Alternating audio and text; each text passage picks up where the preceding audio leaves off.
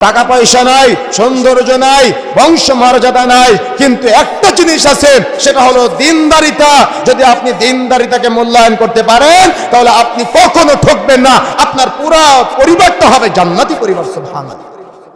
সমাজে সংসারে সুখ না থাকার কারণ কি জানেন?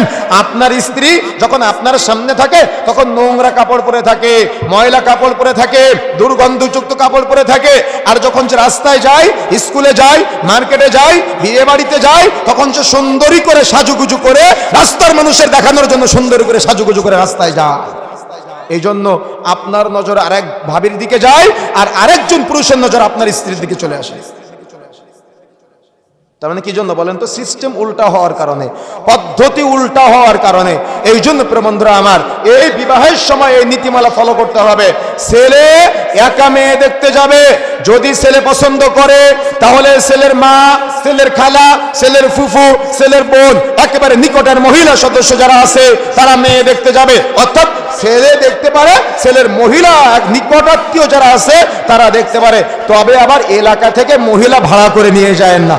কি সমাজে আছে না কিছু মহিলা আছে যারা সব বিয়েতে দাওয়াত পায় ভুল ধরার জন্য? আছে না এমন মহিলা কিছু? এরকম মহিলা আবার ভাড়া করে নিয়ে যায় না, এগুলো জায়েজ নেই।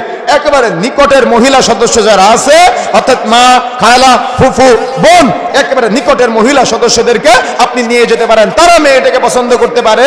ছেলে যদি পছন্দ করে তাহলে পুরুষ সদস্য যারা আছে তাহলে তারা বিবাহের অন্যান্য বিষয়ে আঞ্জাম দিবে। তবে ছেলের বাপ পর্যন্ত মেয়ে দেখতে যেতে পারে না। কেন? ইসলাম অনুমতি দেয় নাই। এজন্য আপনি রাগ করলে কিচ্ছু করার নাই। কিন্তু আমাদের সমাজের এক শ্রেণীর দুলাভাই আছে, তারা কি বলে জানেন? কি বলে দুলাভাই? কি বলে? যদি শ্যালকের বিয়ের মেয়ে দেখতে যাওয়ার সময় আমাকে না নিয়ে যায়, ওই বিয়েতে আমি যাব না। কি বলে কিনা? এ কথা বলে না? তাহলে আপনার দুলাভাই হলো 3 নম্বর শ্রেণীর চরিত্রহীন নোংরা দুলাভাই। কেন এ কথা বললাম আলোচনা শেষে বলবো, মনে করে দিবেন আমাকে, ঠিক আছে? কেন এ কথা বললাম?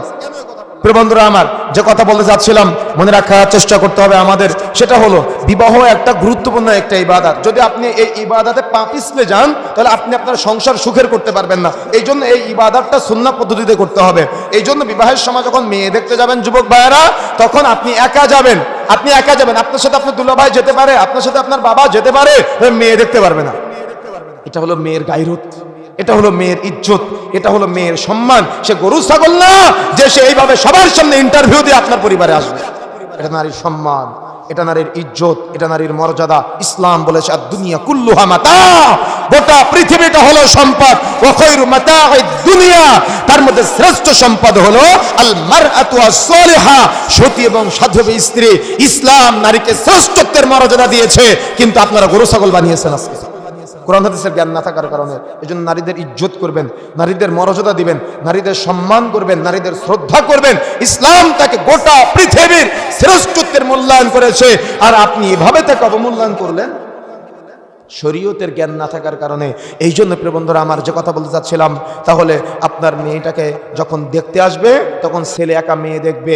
যদি ছেলে মেয়েটাকে পছন্দ করে তাহলে অন্যান্য মহিলা সদস্য যারা আছে তারা মেয়েটার অন্যান্য দিক দেখবে, এবং পুরুষ সদস্য যারা আছে তারা বিবাহের জন্য অন্যান্য বিষয় খোঁজ খবর নেবে। এখন আসুন যুবক ভাইয়েরা, বিবাহের সময় মেয়ের কি দেখে বিবাহ করবেন? একটা মেয়ে হয়তো আপনার সাথে মোবাইলে প্রেমের আলাপনে লিপ্ত হলো, সে হয়তো এই দেখা যাচ্ছে একটা ঢেলাডালা বোরখা পরে, হাত মোজা পরে, পা মোজা পরে। এখন আপনি হয়তো ভাবতেছেন সে হয়তো ব্যাপক দিনদার, আর বোন আপনি হয়তো ভাবতেছেন একটা ছেলে পাঞ্জাবি পরে আছে, মাথায় টুপি আছে, মুখে দাঁড়িয়ে আছে, সে আপনার সাথে মোবাইলে প্রেমের আলাপনে লিপ্ত। আপনি হয়তো ভাবতেছেন সে একজন ইমানদার, তার সাথে বিবাহ করলে আপনি জিতে যাবেন। কিন্তু আমি বলে যাচ্ছি তার মধ্যেও দিন নাই, আপনার মধ্যেও দিন নাই। সুতরাং সতর্ক হতে হবে, সাবধান হতে হবে। যেখানে জেনা আছে সেখানে কখনো দিন থাকতে পারে না। এই জন্য আবেগের বশবর্তী হয়ে জীবন ধ্বংস করার চেষ্টা করবেন না। একটা মেয়েকে বিবাহের প্রস্তাব দেওয়ার আগে আপনাকে দেখতে হবে, আল্লাহ রাসূল বলেছেন যখন বিবাহের প্রস্তাব দেওয়া হয় তখন সমাজের মানুষ দেখে বংশমর্যাদা, সমাজের মানুষ দেখে অর্থ সম্পদ, সমাজের মানুষ দেখে সৌন্দর্য, কিন্তু তোমরা দেখো দিনদারিতা। কথা বুঝেন নাই? কথা কি বুঝতে পেরেছেন? আল্লাহ রাসূল কি বলেছেন? সমাজের মানুষ দেখে বংশমর্যাদা, সমাজের মানুষ দেখে অর্থ সম্পদ, সমাজের মানুষ দেখে সৌন্দর্য, কিন্তু তোমরা দেখো মেয়েটা কতটুকু দিনদার, কতটুকু পরহেজগার, কতটুকু তাকওয়াশীল। কেন? যদি দিনদার মেয়ে বাছাই করতে পারেন, দিনদার সন্তান হবে। দিনদার মেয়ে বাছাই করতে পারলে পরিবার সুখের হবে, পরিবার শান্তির হবে, পরিবার তৃপ্তির হবে। এই জন্য যদি দিন থাকে, দিনের পাশাপাশি টাকা পয়সা অর্থ সম্পদ থাকে, বংশমর্যাদা থাকে, সৌন্দর্য থাকে, ইসলাম বলেছে নূরুন আলা নূর, এটা হলো কল্যাণের উপরে কল্যাণ, এটা ভালোর উপরে ভালো, সফলতার উপরে সফলতা। কিন্তু দিন নাই, সৌন্দর্য আসে, সফলতা নাই। দিন নাই, বংশমর্যাদা আছে, সফলতা নাই।